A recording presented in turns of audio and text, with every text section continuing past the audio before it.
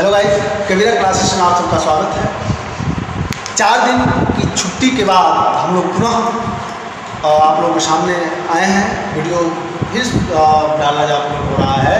हमारे टीचर छुट्टी पे गए थे, सब लोग पुनः आ गए हैं और फिर उसी ऊर्जा के साथ और एक नई सोच के साथ हम लोग पुनः इस पर काम करना शुरू कर रहे हैं। आपको निश्चित अच्छा लगेगा। इसके पहले हमने मोहम्मद गोरी के बारे में चर्चा किए थे पार्ट 1 में।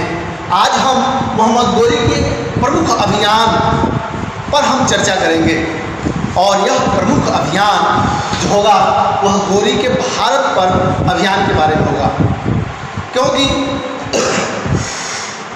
मोहम्मद गोरी भी मोहम्मद गजनवी के तरह ही भारत पर आक्रमण किया और आक्रमण के साथ साथ उसे भारत को लूटा भी। तो हम ध्यान देते हैं कि मोहम्मद गोरी था, मोहम्मद गोरी का आक्रमण कब, कहाँ और कैसे हुआ। ध्यान दीजिए, पार्ट 2 में हम लेके आए हैं गोरी के प्रमुख अभियान।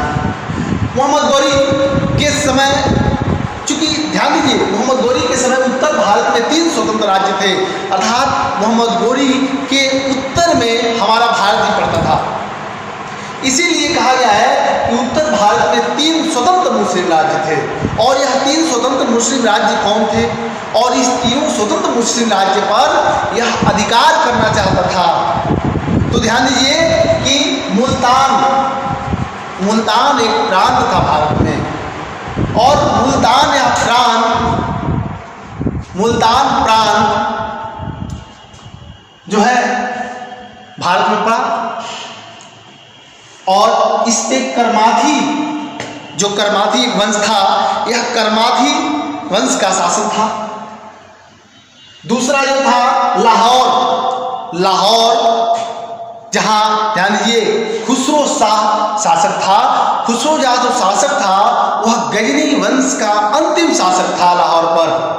यह जो लाहौर पर जो खुसरो शाह शासन कर रहा था, यह गजनी द्वारा स्थापित यह लाहौर था भारत से जीता हुआ प्रांत और गजनी ने उसको जीता और जीतने के बाद वहां अपना उत्तराधिकारी नियुक्त किया और वही उत्तराधिकारी चला रहा था जिसका शासक खुसरो था।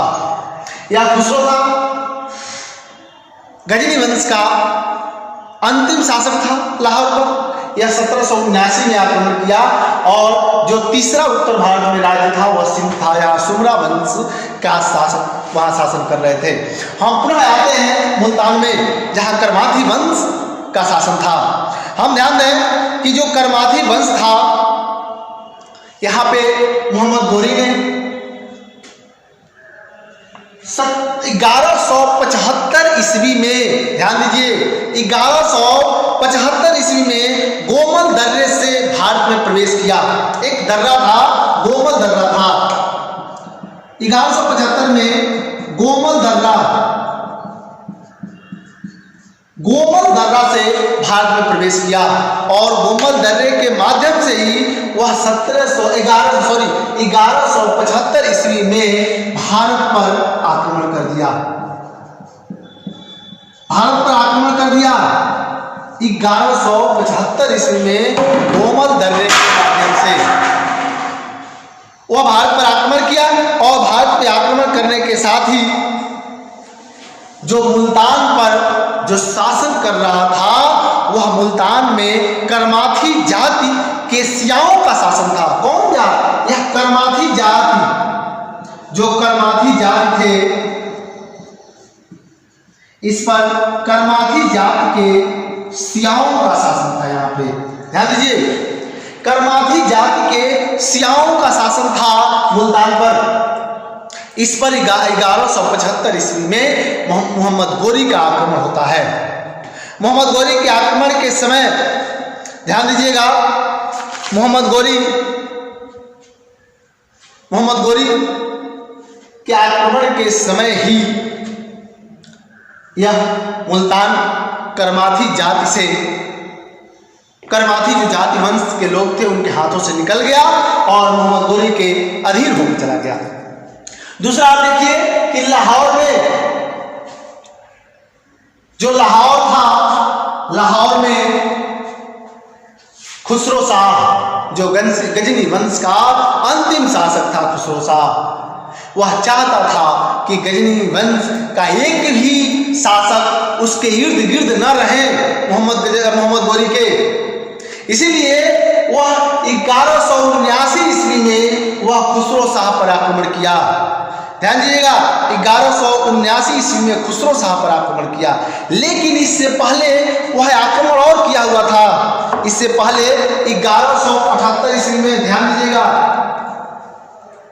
1178 ईस्वी में गोरी ने गुजरात पर आक्रमण किया। ध्यान दीजिएगा, लाहौर से पहले 1178 ईस्वी में उसने गुजरात पर आक्रमण किया। वह 1178 में गुजरात पर आक्रमण किया, और जब गुजरात पर आक्रमण किया तो यहाँ का शासक मूलराज या भीमसेकंड था, और भीमसेकंड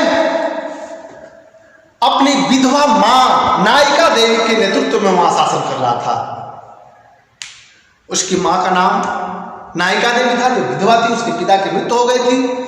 मूलराज या भीमसेकंड वह यहां शासन कर रहा था गुजरात में। भीमसेकंड या मूलराज यह गुजरात में शासन कर रहा था। यहां पर 79 से पहले 78 में ही आक्रमण किया। कौन? मोहम्मद गोरी आक्रमण किया गुजरात पर। तो देखिए इसका परिणाम क्या होता है। चूंकि गुजरात जो था वह उस समय समृद्ध प्रांत था, मजबूत सेनाएं थी, और एक योग्य राजा के अधीन था वह। जो भीमसेकंड या मूलराज या उसकी मां विधवा मां नायिका देवी थी, यह नायिका देवी, ध्यान दीजिए, नायिका देवी बड़ी सूझबूझ के साथ, बड़ी कुशलता के साथ वह आबू पहाड़ के निकट एक जगह था, कायद्रा ग्राम, जो आबू पहाड़ के निकट था। किस पहाड़ के निकट? आबू पहाड़ के निकट था। वह निकट कायद्रा ग्राम था। उस कायद्रा ग्राम के कासहत मैदान में, ध्यान दीजिएगा, कायद्रा ग्राम के कासहत मैदान में दोनों सेनाओं का भिड़ंत हुई। दोनों सेनाएं आमने सामने हो गई। युद्ध अपने आप में कितना खतरनाक होता है यह कहने की बात नहीं है। चाहे वह प्लासी का युद्ध देख लें, चाहे भारत में लड़ने वाले वो सारे युद्ध देख लें, द्वंद्व कहां तक पाला जाए, युद्ध कहां तक टाला जाए। ध्यान दीजिए, द्वंद्व कहां तक पाला जाए, युद्ध कहां तक टाला जाए। अर्थात युद्ध की जब समय आ जाता है तो टाला नहीं जा सकता। युद्ध होना है, निश्चित होना है। और जब मोहम्मद गोरी जैसे एक आक्रमणकारी हो, मोहम्मद गोरी जैसे लुटेरा हो, मोहम्मद गजनवी जैसे लुटेरा लोग हो, तो युद्ध टाला नहीं जा सकता। द्वंद्व कहां तक पाला जाए, युद्ध कहां तक टाला जाए। अगर हो राणा का वंशज, फेंक जहां तक भाला जाए। अगर हो राणा का वंशज, फेंक जहां तक भाला जाए। तो यह कायद्रा ग्राम में कासहत मैदान में गोरी और नायिका देवी की सेनाएं आमने सामने हो गई। जब सेनाएं आमने सामने हुई तो चूंकि नायिका देवी ने भी बड़ी सूझबूझ के साथ अपनी सेनाओं को लगाया हुआ था, उस युद्ध में भयंकर युद्ध हुए। गोरी और भीमसेकंड मूलराज की सेनाओं में भयंकर युद्ध हुए। 1178 के युद्ध में मोहम्मद गोरी को पराजय मिली। यह भारत में मोहम्मद गोरी की पहली पराजय थी। वह नायिका देवी द्वारा इसे पराजित कर दिया गया। उसके बाद 1179 ईस्वी में वह लाहौर पर आक्रमण किया। और लाहौर पर आपको बता दिए हैं कि गजनी वंश का अंतिम शासक खुसरो शाह था। खुसरो शाह पर आक्रमण किया, और आक्रमण के साथ ही उसने खुसरो शाह को पराजित किया, और पराजित करने के बाद उसने पेशावर को जीता। पेशावर के बाद इसकी राजधानी लाहौर को जीता। और लाहौर जीतने के बाद चूंकि इसके इस मुहिम में जम्मू के राजा विजय देव का भी सहयोग था। किसका? जो मोहम्मद घोरी लाहौर पे आक्रमण किया था, तो यह जो अभियान किया, इस अभियान में जम्मू का शासक जो था विजय देव का भी इस अभियान में हाथ था, वह इसका सहयोग किया था। इस प्रकार खुसरो शाह पराजित हुआ। खुसरो शाह बाल खान नामक एक पहाड़ी में भेज दिया गया। वह बाल खान के पहाड़ी में पहुंचा और जब वहां पहुंचा तो वहीं वह रहने लगा। उसके बाद अली करमक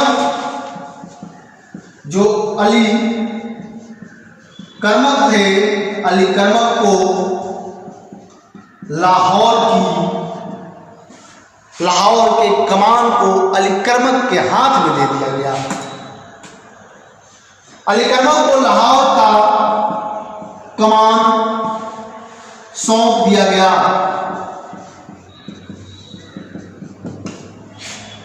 यह इसके दूसरे अभियान थे। जो लाहौर अगला है सिंध में, तो सिंध में चलते हैं। सिंध में सुमरा वंश थे और यह सुमरा वंश तो थे ही। सिंध की राजधानी देवल थी। 1882 ईस्वी में, ध्यान दीजिए, 1882 ईस्वी में उसने देवल के विरुद्ध अभियान किया। देवल कौन था? देवल सिंध की राजधानी थी। 1882 ईस्वी में देवल के अभियान किया। जब अभियान किया तो सुमरा शासक पराजित हुआ और मोहम्मद घोरी की अधीनता को स्वीकार कर लिया। यह मोहम्मद घोरी की अधीनता को स्वीकार करने के बाद आप ध्यान दीजिए कि मोहम्मद घोरी का अगला जो अभियान हुआ, वह अगला अभियान 1185 ईस्वी में सियालकोट का अभियान हुआ। यह 1182 में सिंध पर आक्रमण किया था। यानी यहां तक पढ़े हम। अब अगला हम देखते हैं कि 1185 ईस्वी में 1100, ध्यान दीजिए, 1185 ईस्वी में उसने सियालकोट पर आक्रमण किया और इस आक्रमण में उसने जीत दर्ज की। चूंकि 1185 ईस्वी में उसने सियालकोट को भी जीत लिया, लेकिन 1188 ईस्वी में, ध्यान दीजिए, वो रुका नहीं।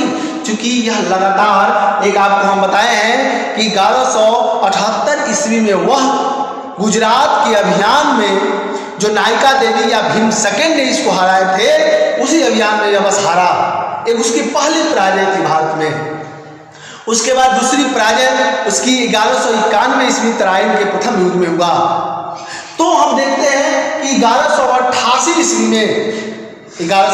ईस्वी में उसे भटिंडा का अभियान किया। भटिंडा का अभियान किया। यह 1188 ईस्वी में भटिंडा का अभियान किया और तबर हिंद के किले को जीत लिया। किस किले को? तबर हिंद नाम इसे लिख रहे हैं कि तबर हिंद के किले को जीता। ध्यान दीजिए, यह तबर हिंद से अगली लड़ाई जुड़ी हुई है।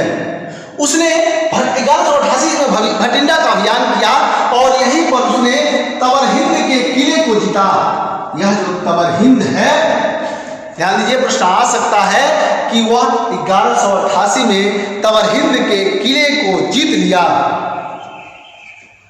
चूंकि तबर हिंद के किले को जीता तो यही किला, ध्यान दीजिएगा, तराइन के प्रथम युद्ध का कारण बना।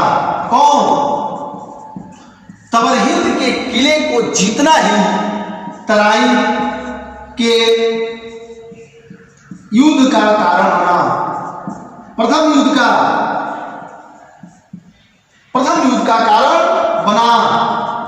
कैसे कारण बना, यह भी बता देना चाहते हैं आपको।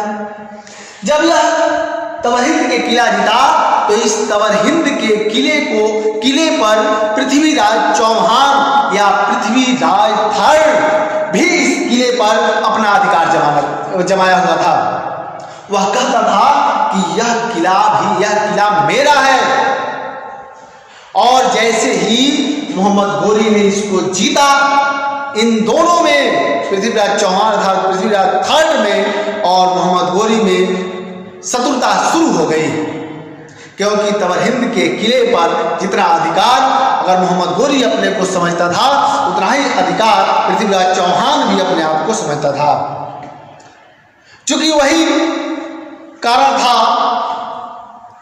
कि तवर हिंद क्या किला तराइन का प्रथम युद्ध का कारण बना, लेकिन इसके पहले मोहम्मद गोरी ने इसके सुलझाने का प्रयास भी किया था। उसने बातचीत के लिए कवास उल मुल्क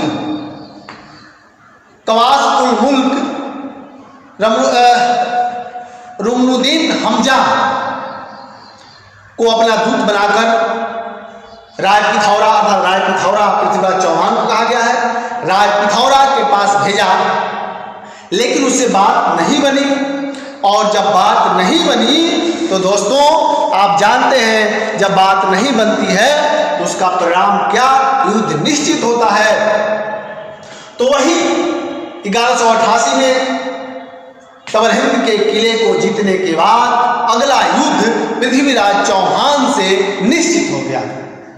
वही अगला युद्ध आप ध्यान दीजिए 1191 में तराइन का हुआ।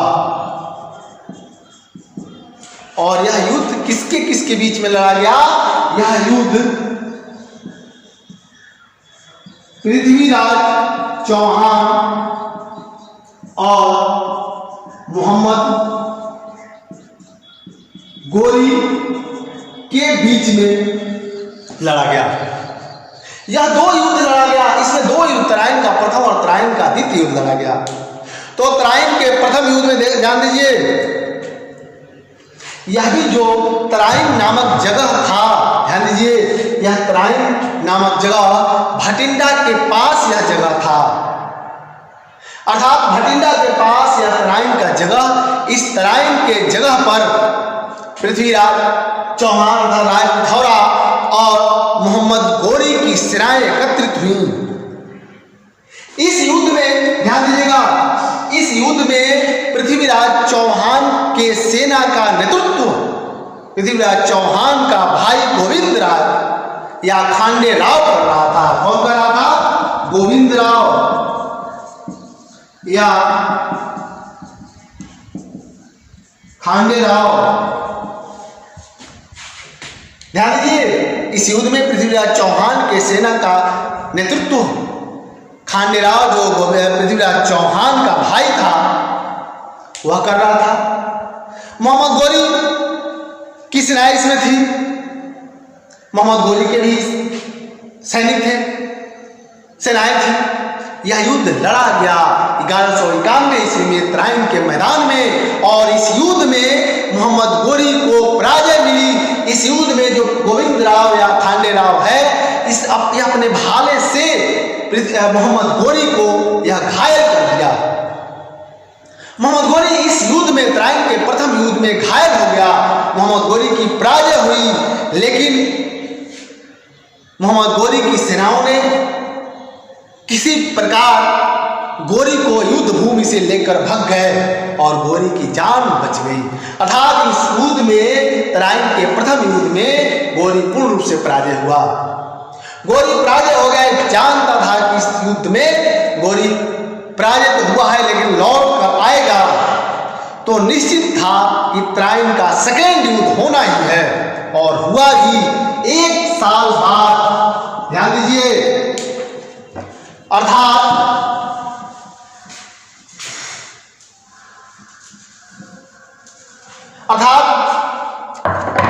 एक साल बाद 1191 ईस्वी में तराइन का सेकेंड युद्ध हुआ।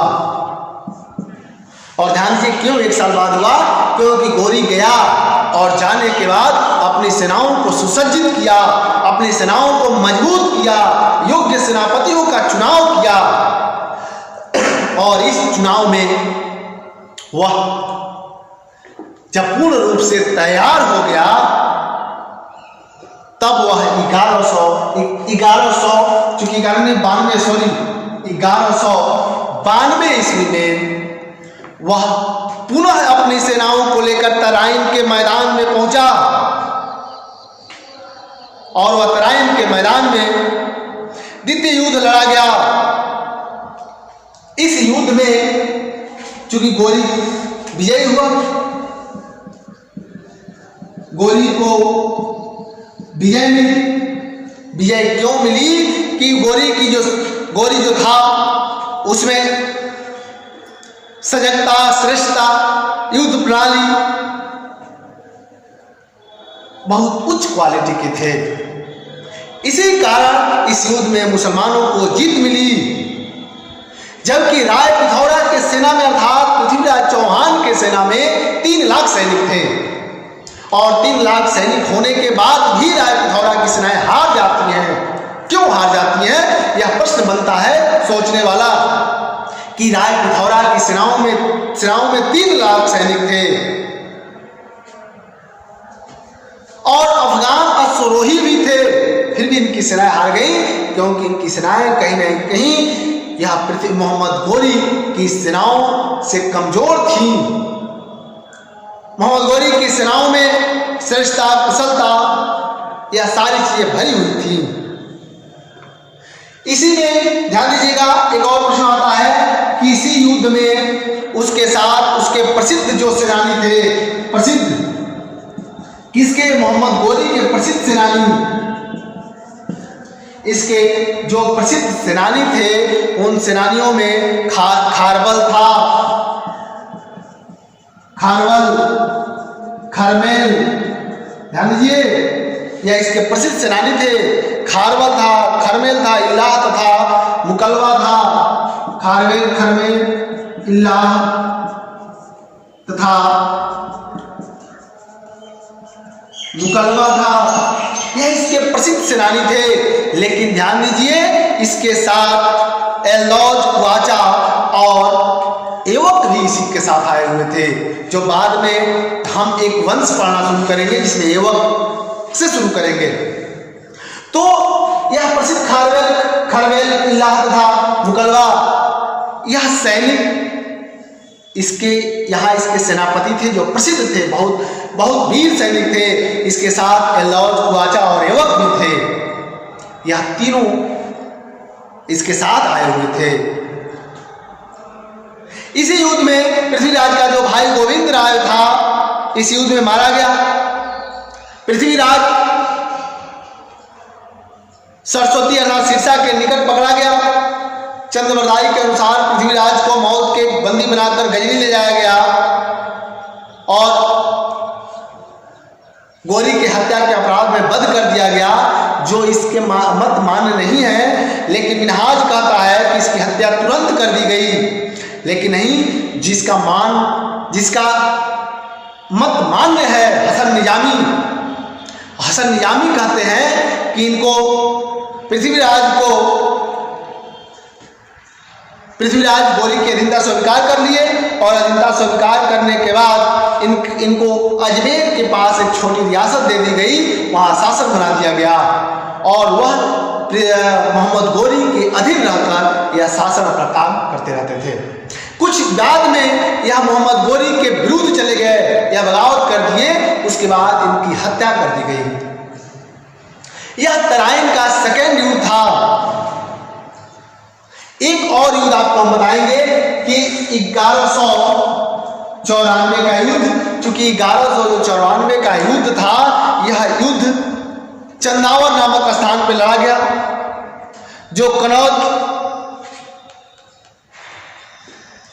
एवं गढ़वाल, कनौज एवं बनारस के शासक, जिसको कहा गया गढ़वाल का भी शासक कहा गया, कनौज, बनारस एवं गढ़वाल का शासक जयचंद था। उस समय यहाँ का शासक, ध्यान दीजिए, यहाँ का शासक जयचंद था। जयचंद था।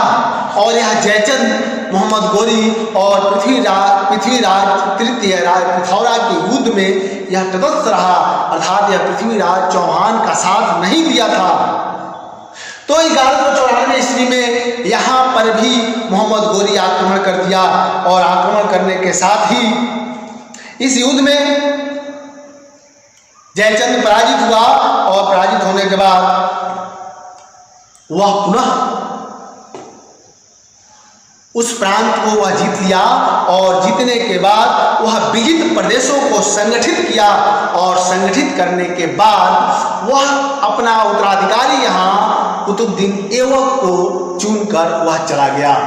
लेकिन कुतुबुद्दीन ऐबक को चुना, लेकिन वह दिल्ली पर नहीं बैठाया, चूंकि वह दिल्ली के पास एक जगह था इंद्रप्रस्थ पर ऐबक को बैठाया, जो बीती हुई प्रदेशों को समेटने के बाद ऐबक को अपना उत्तराधिकारी बना के वह पुनः अपने देश वापस चला गया। तो यह गजनी का आक्रमण था। आपको अगर वीडियो अच्छे लगे हों तो जो नए लोग हैं जो अभी तक हमारे चैनल को सब्सक्राइब नहीं किए हैं वह प्लीज़ हमारे चैनल को सब्सक्राइब कर दें और इस वीडियो को कम से कम अंत तक देखने का प्रयास करें। Thank you.